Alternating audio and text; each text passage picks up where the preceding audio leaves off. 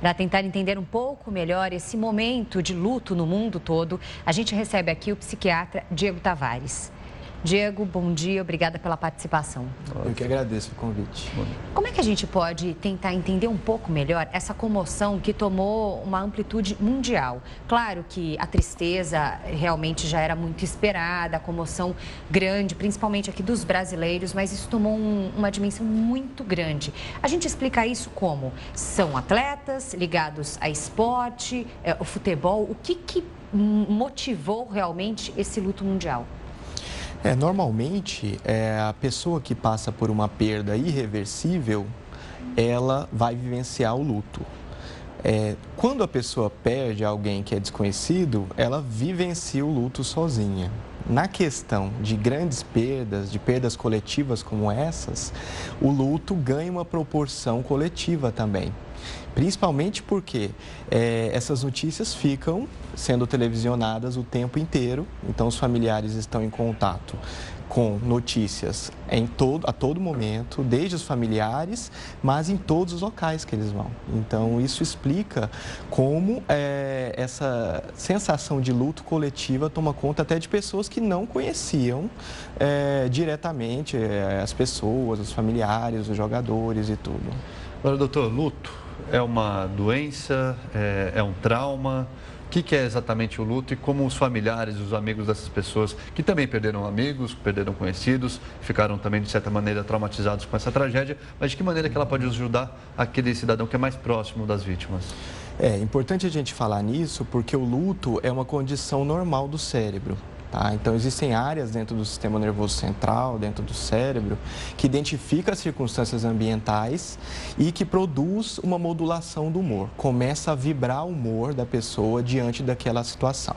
Então, diante de uma perda, o esperado é que a pessoa vivencie isso de uma maneira com emoções negativas. Então, emoção de saudade, de tristeza persistente, de pessimismo e até de desesperança, muitas vezes. Mas, é importante diferenciar que até 2013 a gente esperava 2 semanas para que a pessoa vivenciasse esse período e era considerado uma polarização do humor normal. Então, todos aqueles sentimentos, as emoções, as alterações de pensamento que aquela pessoa enlutada apresentava eram consideradas normais do luto, mas não necessariamente.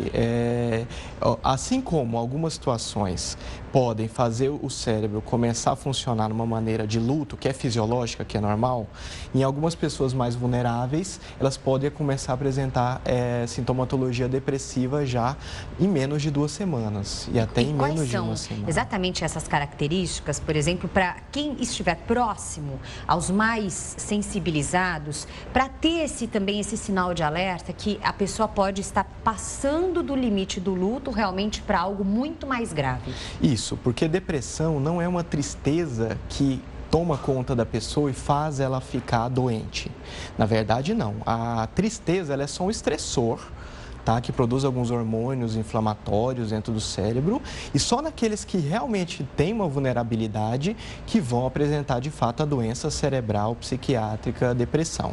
Então, o luto, ele pode ser complicado, ou seja, ele pode ser deteriorado numa depressão, mas só naqueles indivíduos que já têm uma predisposição. Antigamente, a gente esperava 2 semanas para começar a avaliar se a pessoa está deprimida, porque a gente considerava que aquelas alterações eram normais, eram fisiológicas diante da perda. Atualmente, nós não levamos em conta tempo, porque isso varia de pessoa para pessoa. Tem pessoas que ficam enlutadas, isso não é depressão, isso não é doença, até por 1 ano. Isso é considerado normal. Então, as características do luto, elas circunscrevem mais em termos de saudade e de lembranças, e às vezes o humor fica triste e fica pessimista, mas diante da saudade daquela pessoa que a pessoa perdeu. Quando o indivíduo já deprime, em decorrência de um luto que se complicou, ela já começa a apresentar sintomatologia de sono persistente, alterações de desesperança e até ideias de morte persistentes, então de querer morrer junto com a pessoa, né? E a inutilidade. Então, os estudos mostram que naquelas pessoas que perderam alguém e que aquelas que resolveram o luto e que em um mês já estavam já retomando a sua vida, esses sintomas, desesperança, inutilidade, insônia, eles não estavam presentes e só nos que deprimiam depois. Então, quando a gente vê em casa alguém que está passando por um luto, mas que não consegue dormir todos os dias à noite, começa a ter desesperança e pensamentos persistentes de morte, isso já é um sinal de alerta. O que não significa que vai ter que tomar medicamento, porque nem toda depressão precisa ser tratada com medicamento já desde o início ou em algum momento. Mas é bom procurar um apoio, então, uma observação de que um diagnóstico pode já começar a ser feito nesse primeiro momento. A gente consegue preparar o cérebro para essas condições? Por exemplo, a gente vê que crianças às vezes perdem pais, né? A gente vê aí também até os próprios torcedores mirins que viram essa tragédia, torciam ali pelo time e de repente os jogadores que eram ídolos não vão mais estar ali. A gente consegue preparar de alguma maneira as pessoas para esse tipo de situação? Então, normalmente o luto ele faz parte das estratégias psicológicas de lidar com a perda. Tá? Isso de alguma forma é ensinado ao longo da história de vida. Então, tem famílias onde falar sobre luto é proibido, mas em algum momento a pessoa terá que entrar em contato com isso e provavelmente vai ser mais difícil entrar em contato com essas circunstâncias quando o tema é um tabu dentro da casa. Agora, quando já faz parte desde a infância de uma caracterização simbólica de o que significa o luto, de qual a repercussão disso, a irreversibilidade disso, principalmente, e aprender a lidar com o irreversível, por exemplo, a morte, já vai configurando na criança uma capacidade maior de elaboração, quer seja através da religião, das explicações que algumas religiões dão, ou quer seja através de explicações mesmo materialistas, né, da finitude, de o quanto a morte faz parte de um processo biológico. Isso vai variar de família em família, mas é importante sim esse tema ser abordado já desde a infância de uma forma natural, porque a morte é natural. Quando a morte é de uma maneira mais lenta, então, que existe uma preparação da pessoa, da família e de todos. Agora, quando a morte é abrupta, como a que aconteceu agora, as reações tendem a ser reações emocionais mais intensas.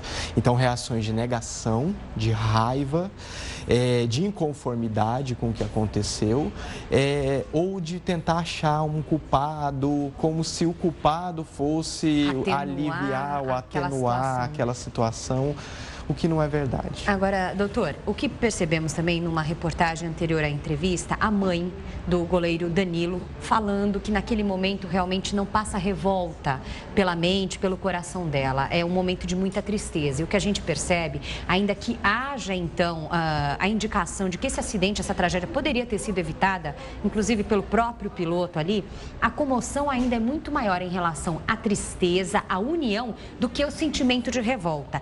Esse sentimento de revolta, nesse caso, deve vir à tona, então, tão logo termine essas últimas homenagens? Isso deve eclodir? Então, a resposta diante de perdas é variável. Tem pessoas que entram em negação, tá? Então, a pessoa, assim, não acredita naquilo que aconteceu e age como se a situação não tivesse acontecido, pensando, inclusive, na possibilidade de haver uma saída, principalmente quando a pessoa está em hospital, em estado grave, mas que as condições biológicas são muito complicadas, então a pessoa pode entrar no estado de negação. O que pode ocorrer também é a pessoa afastar o contato emocional daquele evento, então ela racionaliza, então ela só fala dos fatos em si, então ela fala de forma distanciada emocionalmente. Então o avião caiu, morreu, a quantidade, o número, a hora, como foi, as fraturas. E aí, mas como é que você está se sentindo diante disso? Não, a pessoa vai explicar e fala, não, nós estamos tentando pegar os corpos, porque nós vamos ter que transportar, e não falam de fato sobre o sentimento que estão vivenciando.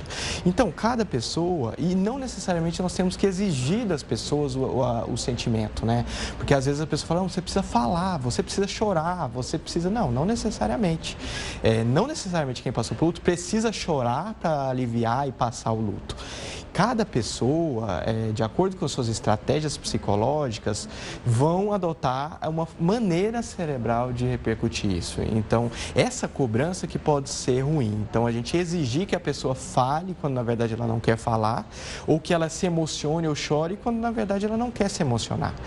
E, às vezes, o contrário também. Às vezes, a pessoa vem procurando a gente para falar sobre a morte, falar sobre as coisas que aconteceram. Porque a gente tem a mania de, por exemplo, quando alguma coisa, uma tragédia acontece, para desviar até o foco daquela pessoa que está muito sensibilizada, a gente fala, muda de assunto, né? Não, vamos falar de uma outra coisa. Isso não é, então, recomendado para todos os casos? Não é, né? A pessoa entra aqui, olha, não vamos falar sobre isso, vamos mudar de assunto, ou a gente começa, pensa em alguma coisa em que nós vamos falar, para a gente não falar.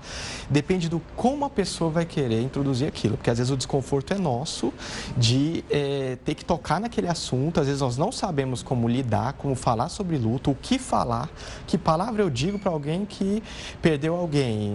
Não tem palavra, né? A palavra é simplesmente o que eu posso fazer por você. Você quer falar sobre isso ou você não quer falar sobre isso? Você quer chorar ou você não quer chorar? Você quer sair de casa ou você que não quer sair?